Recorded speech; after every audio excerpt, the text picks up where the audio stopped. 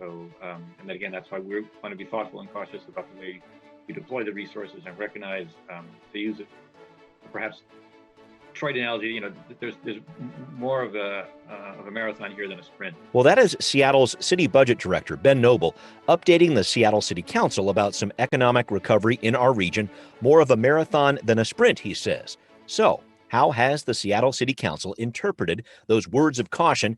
How will this news impact the city's spending plan in 2021 and beyond? Well, we're going to break that down. We're going to talk about signature gathering in the effort to recall Councilmember Shama Sawant and a whole lot more.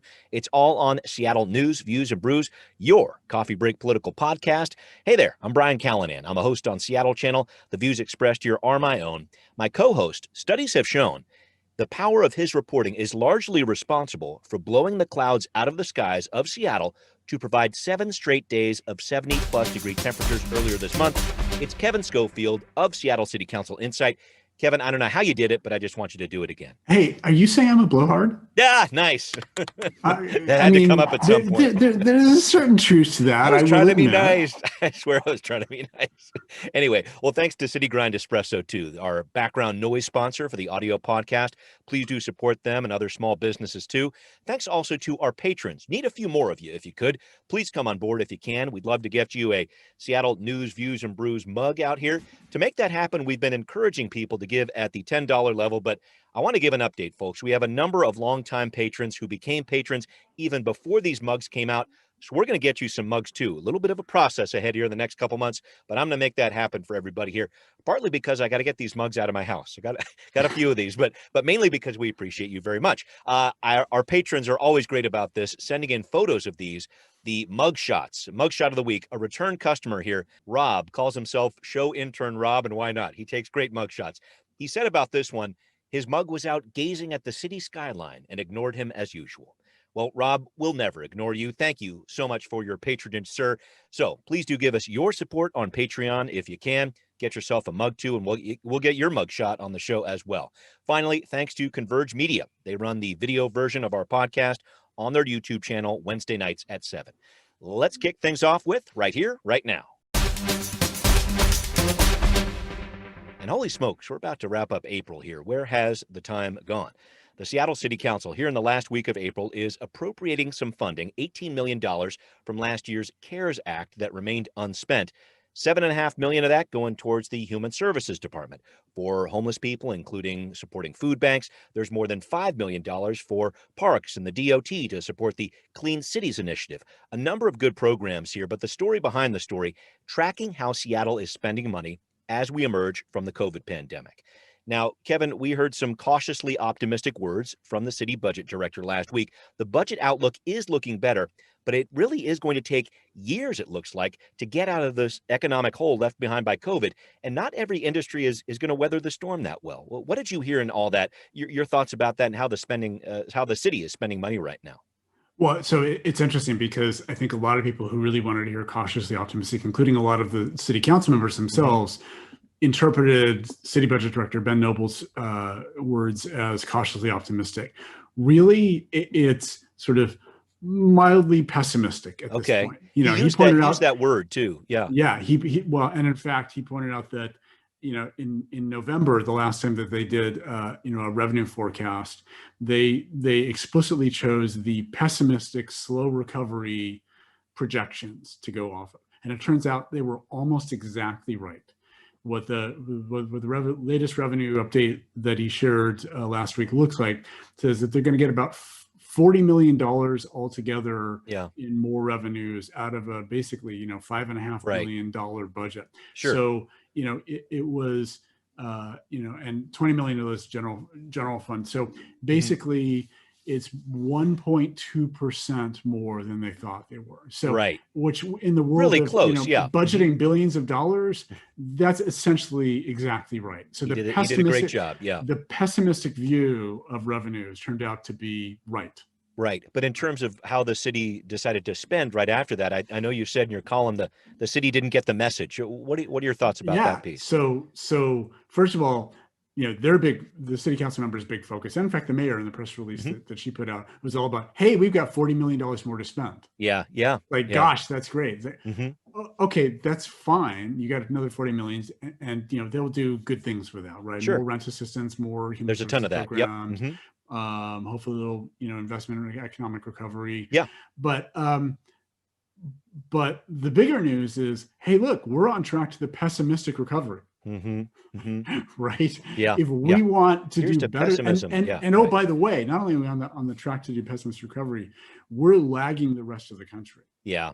So, this city council all last summer, as we were talking about, rebalancing the 2020 that rebalancing budget, package, 2021 budget, they were talking a lot about austerity budgeting and how studies are shown over and over again that don't do that. that cities that resist austerity budgeting recover faster. Yes, right. As they, undid any, potential cuts in the budget. Right. Yeah. And it turns out, well, that's not actually holding up. And, and this is one data point for Seattle, but, it doesn't look like a good data point. Seattle at this point is certainly not proving that resisting austerity budgeting leads to better recovery. Right. In fact, lagging the rest of the country, where most of the cities in the country did some level of austerity budgeting. Right. That's fair. And just in terms of the economy overall, the sectors that are rocking right now, as you might imagine, tech going up off the charts, but a few other things. I'm thinking about hospitality, things of that nature. Yeah. Those are going to take a long time, I think, to come back. And I think that's another piece of this too, Kevin, trying to figure out ways to revitalize downtown, some of these other different businesses there. Right. And I'm not sure where the council's going to go there. And are there specific measures that we should be taking to help industries that are really hurting? Right, including commercial construction, including, as you mentioned, leisure and hospitality. Should we have specific economic recovery, things around it? A lot of the city's focus so far has been rent assistance and mortgage assistance and some assistance to small businesses, right? Which has been helpful, And that's certainly been helpful in a lot of ways. But in a lot of ways that won't necessarily lead to an economic recovery, especially for the sectors of our local economy. And leisure and hospitality is an enormous one. Yeah, it is. That have really just been decimated. Yeah. I'm not sure what they're going to do there, but we're going to talk a little bit more about the construction industry in particular later on in the show with regard to mandatory housing affordability. So stick around for that. I wanted to move on to a story, Kevin, we touched on last week, where the city council might spend the money they're going to start pulling in from an added $20 car tab fee. So this is something council members put in effect last year. They're allowed to by state law. And this was after the courts threw out Tim Eyman's I-976 measure on car tab fees. And so in came the fee from the city of Seattle here. But how to spend it? A new plan has emerged here from council members Peterson, Herbold, Lewis, and Mosqueda. They're saying, let's bond against this money that we're bringing in. We'll get $100 million in bonds. We'll spend $75 million on bridge maintenance, $25 million on other priorities identified by the Seattle Department of Transportation. Kevin, this sparked an interesting debate between the council and the stakeholders and the advocates involved here. I don't know if everybody's on the same page with this. Oh, they're definitely not on the same page. And, we should be clear that this is basically a follow-on to a proposal that council members Herbold and Peterson started last fall when they increased the vehicle license fee by $20. Right. And in saying, hey, look, we have, literally hundreds of millions of dollars of backlog maintenance on bridges. And we have 5 that have been rated under the federal system as in poor condition, right? So we have a lot of work we need to do. And just on the ongoing annual maintenance we should be spending on our bridges, it should be somewhere between $34 and $100 million a year. Right. And this year they did an extraordinary increase up to 14, right? But still, so even they're at least $20 million short of what they should be spending annually. So, there's sort of 2 competing proposals. So last fall, the majority of city council members didn't sort of back Herbold and Peterson's plan. And they said, we want SDOT to go off, talk to stakeholders and come back with a proposal. Which they did. So one of the 2 proposals on the table now is that SDOT plan, where they came back and said, let's peanut butter this out. Let's put some into sidewalks. We talked about this last week. Put some into, all good stuff, into sidewalks, into, some of our more dangerous safe streets, intersections, safe streets, into bike infrastructure, bike infrastructure, including, bike network maintenance. Yes. Thank you. We have a tendency to it's easy to get, money for sexy new projects. Yeah. It's Yeah. really hard to get money for ongoing maintenance for things, Yeah. right? Including maintenance of our bike network as we Yeah. build it out. Right. So, it's certainly a very reasonable proposal, right? Mm-hmm. And on the other hand, now these 4 city council members and Councilmember Juarez has also voiced her support for this, Mm-hmm. have said, hey, look, let's bond against $7.2 million Which they bring in resident years. Get $100 million now. We can spend $75 million of it on starting to address the backlog in bridge maintenance, particularly for the 5 poor condition bridges that are in bad shape. $25 million on other things. But let's get going on this now. That might also help with economic recovery for around construction, among other things. Sure. And this question is really, there's nobody, is denying that there's this backlog in maintenance. But SDOT Director Sam Zimbabwe also said, look, I just have a hard time sustaining ongoing maintenance for sidewalks and bike infrastructure and things like that. And knowing that I would have $7.2 million a year to spend on that is super valuable. Cash in hand. Yeah, so sure. There's no bad proposals on the table here, but there's this question, and just looking at the source of the revenue fee and say, okay, this is a vehicle license fee. Right. Should vehicle license fees be spent used for on infrastructure for vehicles, or should it be used to basically combat the negative impacts of vehicles? That is such supporting pedestrians and bikes and all those things. Again, both reasonable arguments to be made, right? So the nice thing about all this is the city council and the mayor and SDOT are having a thoughtful, in-depth policy debate. No way. It's not overly political, right? They're really debating the merits of these different policy options, right? That's and it's going to be an important debate coming up. I wanted to make sure I pointed out that the council is going to be taking this up on May 5th at the next Transportation and Utilities Committee meeting. So there's still a ton ahead with this. Kevin, let's follow up on that in a couple of weeks. But right now, let's move on to Now Hear This. Well, guess what, everybody? Councilmember Shama Sawant is facing a recall vote. We know that now. And she's working on a bill this week that would prohibit evictions of families with kids in school during the school year. We're going to tackle this bill first. A lot of talk about issues like this, especially as we get closer to the expiration of the city's eviction moratorium on June 30th here. Councilmember Sawant talking about this. She says when people get evicted, about 9 out of 10 times, kids in those families have to move to a new school. That's not healthy for their education. And she wants this new prohibition on evictions for families with school kids put in place. I continue to believe that children who are evicted in one of the richest cities in the richest country in the world is a damning condemnation of capitalism itself. But at the very least, our city's legislators have the power to stop evictions during the school year. Kevin, I'd like to talk about this proposal before we dive into the recall story briefly here. This idea about preventing evictions for school families and educators, that's an important piece during the school year. San Francisco has something similar to this, but in reading the Sawant legislation, one way to put it, it's very broad in terms of the people it would protect. Your thoughts about this? It is. There is a lot more in this bill than what Councilmember Sawant says is in this bill, right? Okay. So let's talk about a couple parts. On its surface, what it says is, families with school-age kids can't be evicted, right? But there's a couple of the dimensions. First of all, let's just start with school. Okay. School includes childcare. Right. So basically, any family with a kid in childcare can't be evicted from September through June. Yeah. Right. Yeah. And then the interesting part is it also includes educators. Sure. Right?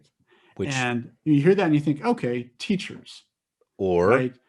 Except that it's way broader than that. It includes cafeteria workers. Any staff. It includes custodians. So basically, if you are a custodian at a childcare facility, you can't get evicted from September to June. If this indeed past. I really wonder about what's going to happen with this one. I know she says she's going to bring it up later on in the month of May, but I wanted to make sure I put that in the. What's going to happen is what always happens with Councilmember Swan's legislation, right? Okay. She's going to organize a Red Army to show up in public comment and send lots of emails and, you know, take an hour of public comment to talk about, you know, why this is so important and that. Yeah. And then other city council members are going to, you know, point out all the places where this is overly broad and might have issues and all those things.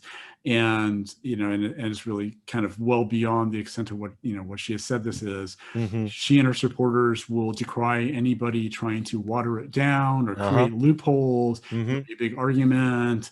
The city council will pass some set of amendments that narrow it down. And at the end of the day, Sawant will still declare a victory.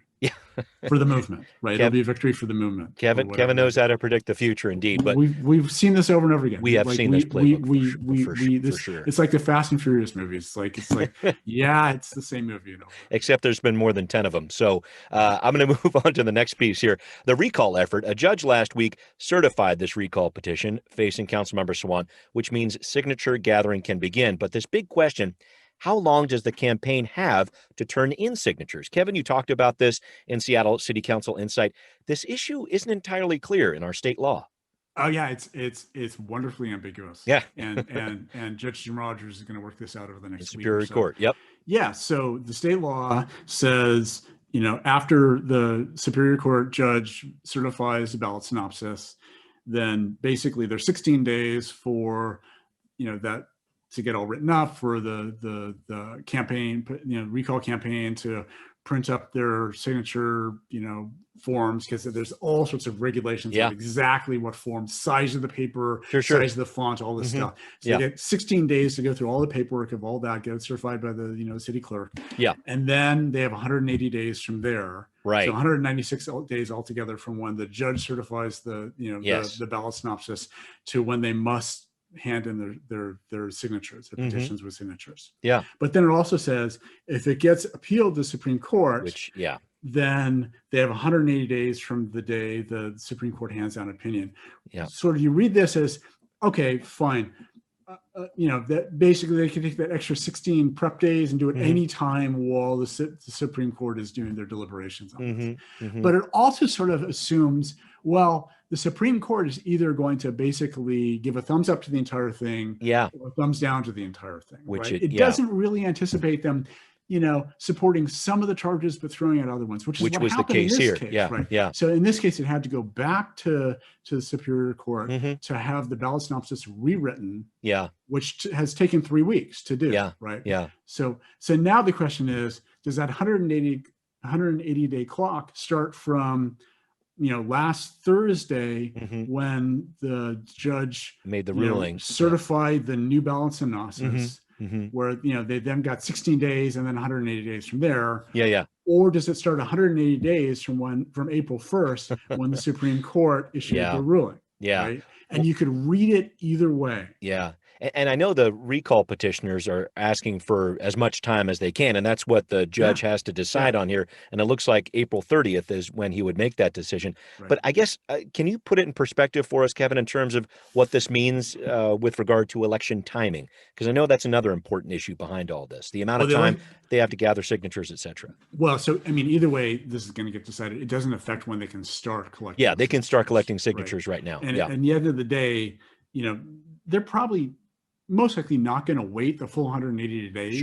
Right. When they get enough signatures, they're going to submit their signatures. Right? And that the day they submit their signatures is what really determines when it will end up in an election. Right? You know, if it happens super fast, there's still, you know, an outside chance. It's really outside chance, but it could be August. There's a higher chance it could be November. But you know, the rules say that you know, there's a window. I think it can't be less than 30 days and it can't be more than 90 days. You got it. From when the signatures that they submit on their petitions are verified, right? So that's a really short window. And it may be that there's a special election for District 3. Just that, for just this one specific issue. Right.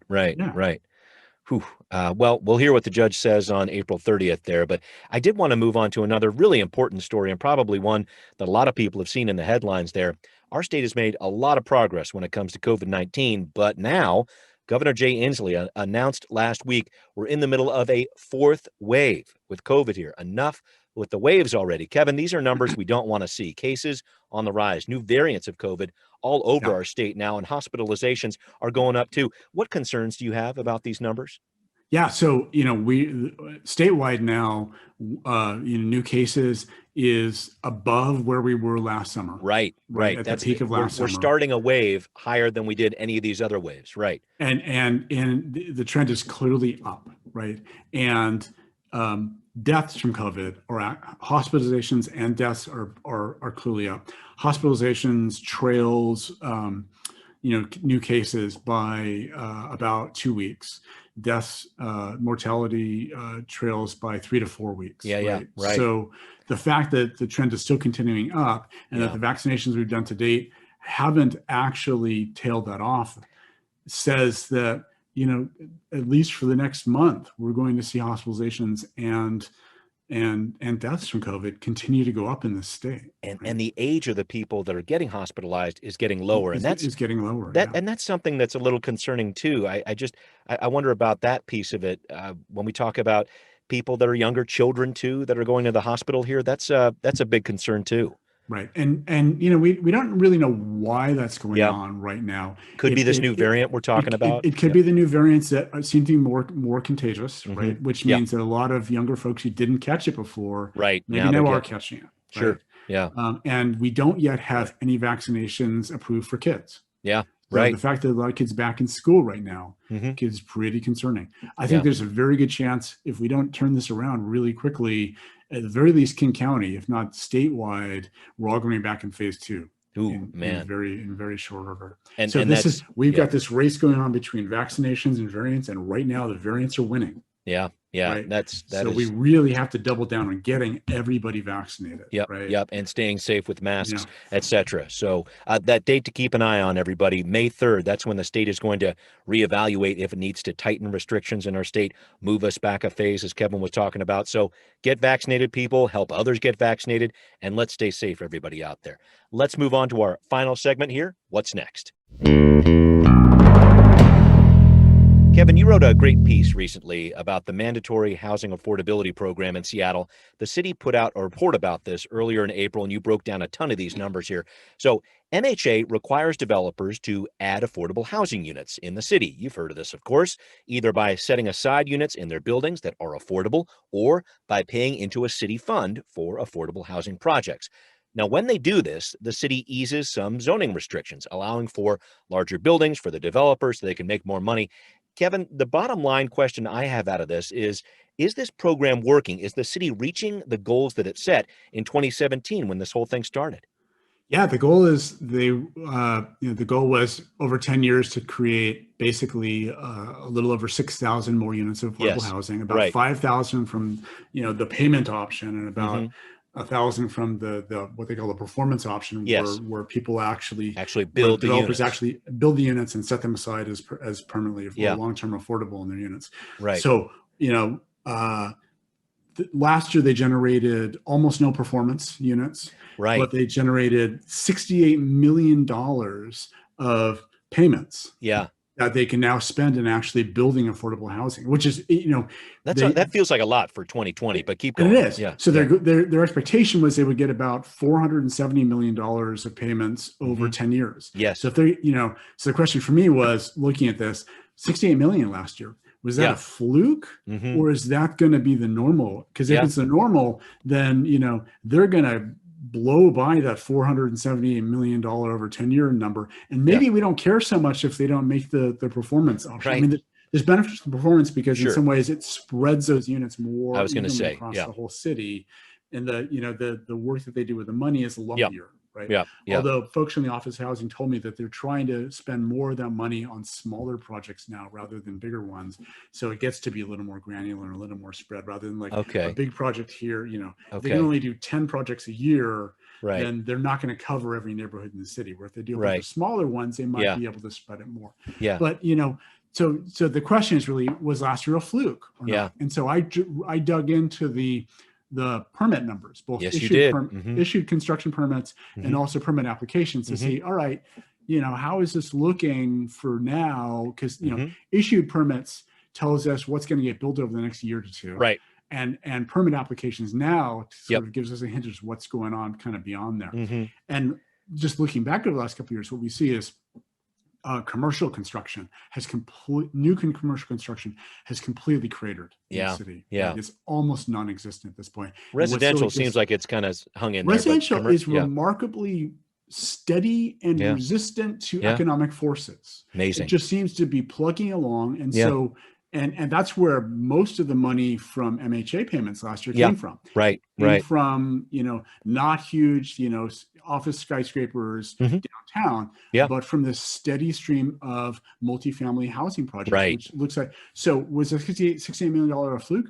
Probably not, right? Because there's still this steady multifamily housing that's going on in the city, right? So that's kind of some good news. Yeah. But everything is turned into small construction projects. Yeah. And so it means we're not going to get any more of the performance because the smaller projects really, it not really in a position to wouldn't pencil them out. Payment, right? Yeah. But it looks like MHA is going to continue to actually produce a good revenue stream for the city to continue to build affordable housing. That's going to be interesting to track, and also what happens with those commercial dollars versus the residential ones in the year ahead. So thanks for breaking that down. We always like to wrap up our show with a taste of something good to have on your coffee break.